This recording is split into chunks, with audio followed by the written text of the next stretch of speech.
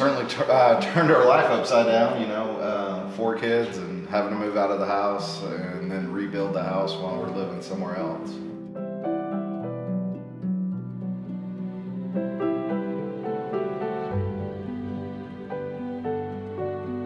We had people that came here because we've never flooded. So everybody said, well, we'll just come to your house where it'll be safe and we know we have food and yeah. And then So Friday, Saturday, we rode out the storm, and then Sunday morning, Sunday midday, somebody from the mud board came around and said, hey, the reservoir may be causing a problem. And when we came back Monday evening, the water was just about to come into the doorway, but 3 foot, 4 foot deep out in the street. And then Tuesday morning came by, and there were 2 feet of water in the house.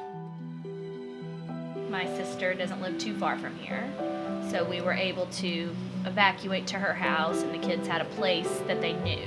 It wasn't like going to an apartment or to a hotel or something. Or a shelter. You're right. They didn't sleep much for probably 2 weeks, so they did not sleep much for 2 weeks. But Cullen, I think, was the one that took it the hardest, our oldest, and he said he was fine, but you could just tell he wasn't himself. We were able to cope extremely well because we've had so much help from family and friends. Eden's father, my father-in-law James, him and I have done most of the work at the house, and so the fact that he's here every day working, I'm able to take off a couple days here and there from work, but he's here every day getting things done, so we're not waiting on somebody else to come in. So everybody's just like, what can I do to help? What can I do to help? Or just let me know what you need, but you don't know what you need. And so it's really the people that just show up. And that's the biggest help. So many people call me from work to say, we've got a full work crew ready to come and help.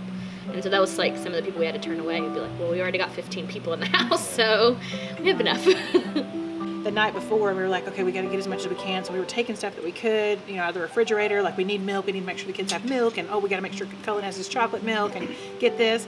And Sean, this guy, Boy Scout, goes and gets a damn dolly and attaches the whole freezer that he has in the garage out here and just loads it up in the back of the trailer and brings it over to Sarah's house. So we have plenty of meat and French fries and all kinds of stuff for days over there because he was not going to let his freezer flood. He took it with him. Anything we touched, we basically saved. So photo albums, records, we loaded up file cabinets in the back of the trailer, so the kids' birth certificates, all that stuff, was fine. We didn't lose.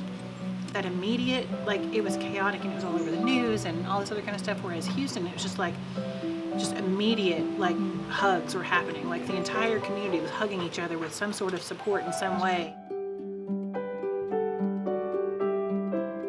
Had a tremendous amount of help, had people come from all across town to come help us, different friends, a day here, a day there, so that, and then we've been able to selfishly, redo the house sort of the way we wanted to do it. So that's definitely positive. So yeah, we're excited for that.